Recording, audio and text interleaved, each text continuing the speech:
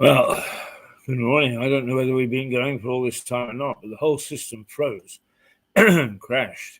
So let's start again, right from the very beginning.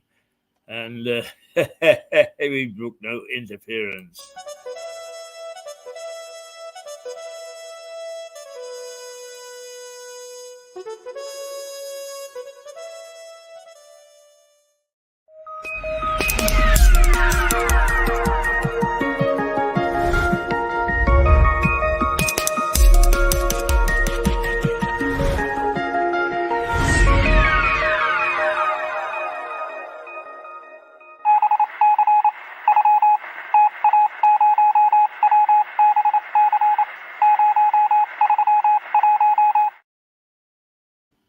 Well, sorry for that cock up. What is it? It's Wednesday, not even Monday. We can't even excuse it on Monday. It's a bit of a glitch when we're not sure whether the system or whether the computer decided to pack it in just for a short period of time. But anyway, somebody didn't want to come to work. But here we are in the White Hart Hotel in Lewes, East Sussex. This is Mirador Television. Break an Egg is the program, and I'm Keith Hayes, for better or for worse. So what we do in this first half hour, which has been lopped off by 5 minutes, 6 minutes now, is we let you know what's going on in the world through the front pages of the newspapers. And it is the 14th day of June in 2023. It is going to be a terrific day. It's a wonderful summer's day. We're having a brilliant start to the summer. Let's hope that it's going to actually keep going. But the weather forecast is as follows. He said, I mean, everything is going to play up today, isn't it? When you get that sort of start, let's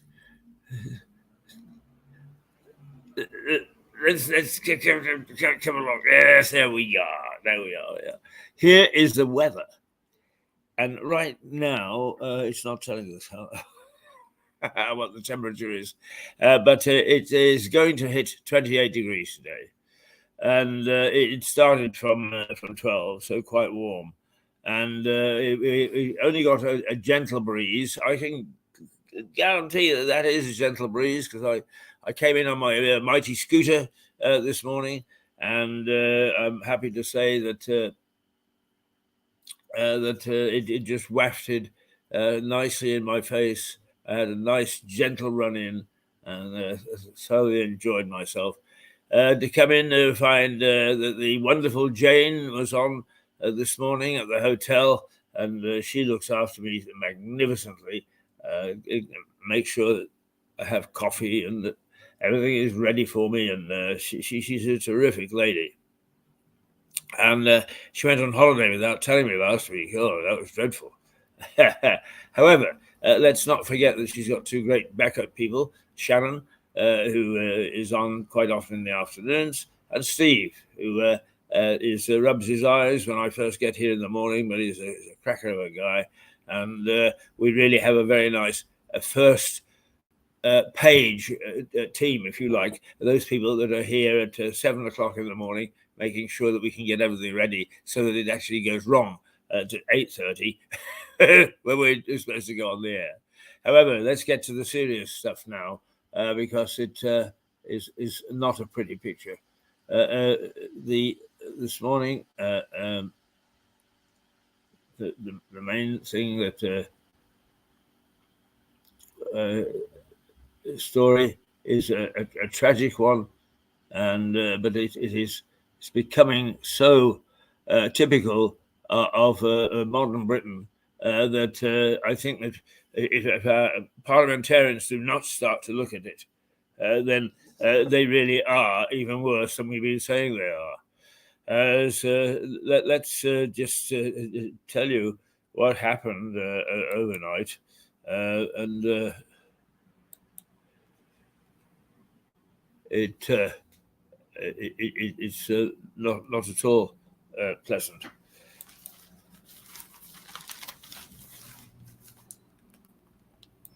Not at all pleasant, I'm afraid. In Nottingham is a horror story. 2 students were killed as they walked home from a night out. It was 4 o'clock in the morning. They'd obviously enjoyed themselves. And then a man in his 50s was knifed to death as a knifeman stole his van. 2 students walking home from a night out were among 3 killed by the knifeman in Nottingham yesterday. The terror began in the early hours when Barnaby Webber and a friend named locally as Grace Kumar were minutes away from their university halls of residence. The attacker fatally ambushed the 19-year-olds, apparently at random, before fleeing on foot and stabbing to death a van driver. aged in his 50s. He stole the vehicle and used it to run it down a group of pedestrians in the city centre, leaving one of them critically injured. The suspect, aged 31, was finally stopped by officers armed with tasers at around 5:30 a.m., and a knife was recovered. That is the main story in the Metro this morning, a tragic story, and I'm afraid because I am able to sit here day in, day out and look, it's my duty to actually look broadly at the news. I can see a pattern developing. We are becoming almost as bad as the States. For the longest time, London became a target for knifings almost on a daily basis. The rest of the country was relatively unchecked. Even here in the south, we've had several stabbings recently, and now it seems that it's spreading to the rest of the country. And I believe that it is incumbent upon our politicians to actually come to grips with this, because it is rapidly getting to the point where it looks as if it's an epidemic. The Sun, knifed to death in a rampage. Barbie Webber on the Sun front pages is Grace O'Malley Coomer, named by the paper as the second teenage victim of the attack. The pair were attacked while walking home together. The Sun reports they were both students in the city, which was Nottingham. The Daily Star, who normally will go to great lengths to give a chuckle, is 3 dead in city centre knife and van horror. Killers rampage. The Daily Express, killed at random, just 5 minutes from home. The Times, a knifeman kills 3 in a rampage through the city.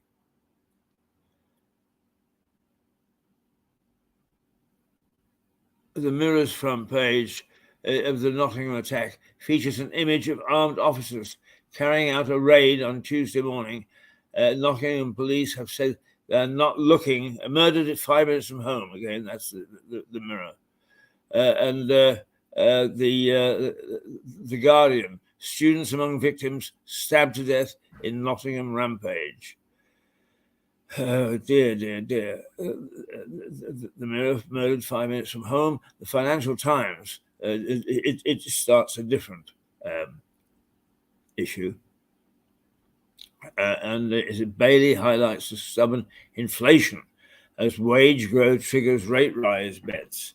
We are talking about the possibility of 6% interest rates, which savers will rub their hands for, and mortgage holders will tremble in fear. But for some reason, inflation in this country, because others are beginning to fight it, the traditional way of fighting it is by raising interest rates, and that actually brings the demand for money down, and we start to get inflation under control again. It's not working this time. And the Bailey, the head of the Bank of England, is coming under increasing pressure for not having foreseen what was going to happen and letting us get ourselves into this state. The I also goes along with the FT. Mortgage stress hit levels last seen in the 1980s as interest rate heads for 5.75%. Well, some people are saying 6%. Grim economic news makes the front page. The I, it warns that rising inflation and a high likelihood of higher interest rates mean that mortgage rates are approaching levels equivalent to the 1980s misery for borrowers. It says a mortgage crunch is looming as people come off cheaper fixed rates and encounter far higher costs. That's the two main stories this morning. That is, one is the stabbing horror in Nottingham, and the fact that we are going to be hit by mortgage rates that will be exceptionally high, that interest rates may go as high as 6%, and inflation really refuses to be budged and to come down. So that's the way the world looks from the front pages of the newspaper. But let's just take a little look at the inside pages to see, as it's one of the two main stories, what else is maybe catching the imagination, is that there are new channel surges. 545 more immigrants land in a single day.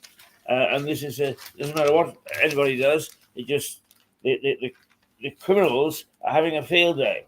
And that actually starts to fit in with the fact that the criminals with knives in their hands on our streets are having a field day. Is law and order has gone out of the window. Is it time to stop having chief constables with PhDs? Is it time to stop talking the nonsense of every policeman should have a degree?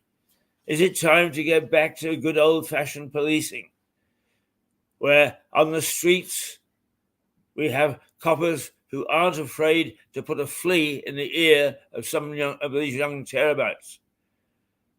Coppers who are there to deter people with knives from slashing them around in public and just stabbing randomly anybody that takes their fancy.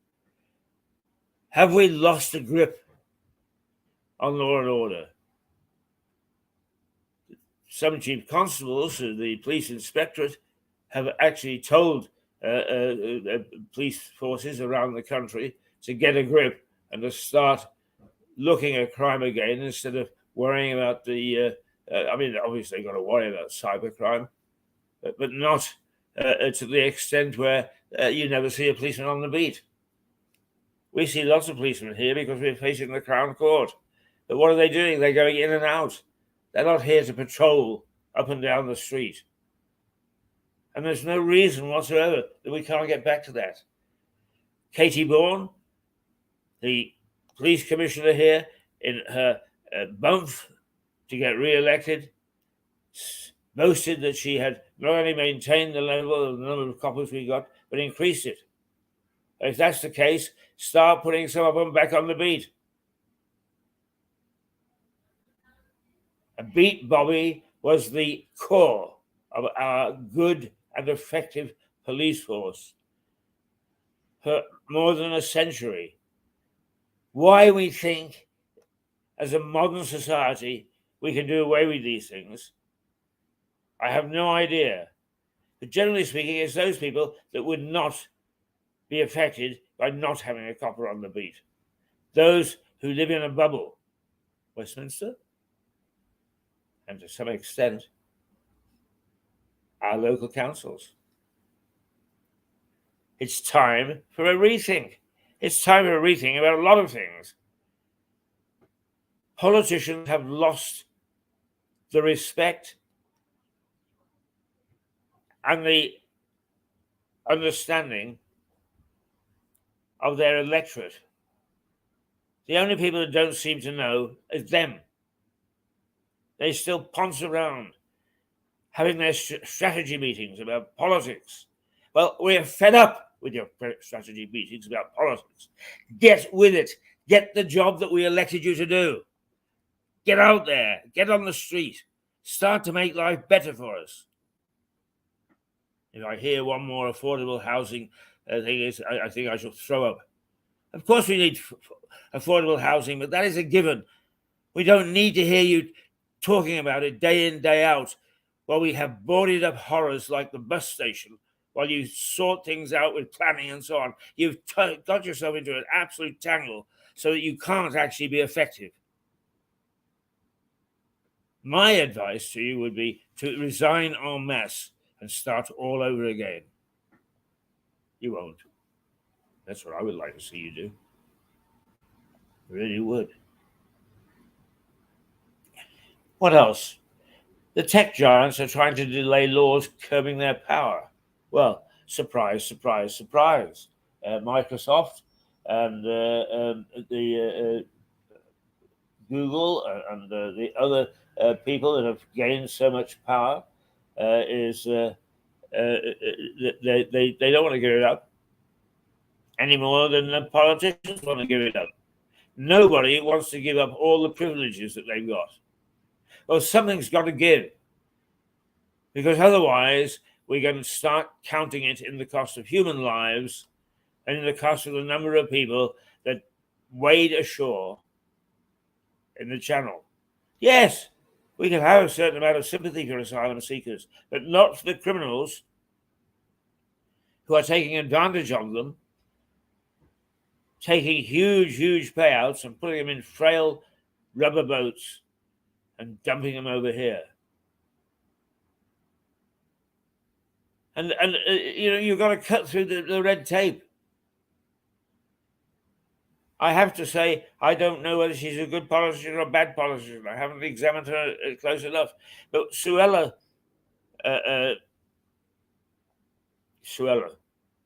right, the name will come back a bit, has started to talk sense. And what are the politicians and the parliamentarians, and particularly the opposition, doing is pouring cold water on anything she says. Well, start to listen. You don't have to follow it, but start to listen and say, are some of these things worth talking about? Are they worth considering? Should we be putting some of these things in? And to hell with political doctrine. It is not good enough. It is simply not good enough. You are not doing your job at any level. But particularly what's being highlighted at the moment is that the police are not doing their job. Let's see a few bobbies back on the beat. Maybe it's not the right thing, but give it a try, because it worked for a century. Let's see some action. Let's see some thinking. And if it's retro thinking, who cares as long as it's thinking? But you seem to be in the like rabbits in the glare of headlights, incapable of doing almost anything. I enjoyed that rant. Yeah, I did. I expect I shall get punched in the nose later in the day by somebody who didn't. Right, it's officially a heat wave. Oh, it's officially a heat wave. Heat wave was declared across a swathe of the UK yesterday, and almost inevitably water rationing was not far behind. As temperatures once again topped 30 degrees, restrictions were imposed in parts of Kent and Sussex. That's us, and that's national news. The fact is, I also should tell you that 30 degrees centigrade is 86 Fahrenheit. For those of us who still read things in the old coinage, it's 85, 86 degrees Fahrenheit. That's 30. And now we've got water rationing. It doesn't bother me. I don't like water. It dilutes the alcohol. But nonetheless, one cannot make fun of this, because it means that homes are going to be without water. They're going to be family problems, as if we haven't got enough. We still haven't come out of the horrors of lockdown. Our society has been turned on its head. And once again, nobody seems willing to come to grips with it. Nobody wants to go back to work. But I'll tell you, I don't care. What you've got to do is just sit at home and test your own stuff. And that's what some CEOs should be doing. Sit at home and test their own systems. Because working from home does not work. I've been trying to talk to my bank, or one of my banks, for days and days. Can I do it? No. Because if I go online and I try to do it electronically, I get do this, do that, do the other. And ultimately, it all comes down to give us a call. Well, I don't have 2 hours to hang on and be 65th in line. You may have, but that is a direct result of people working at home.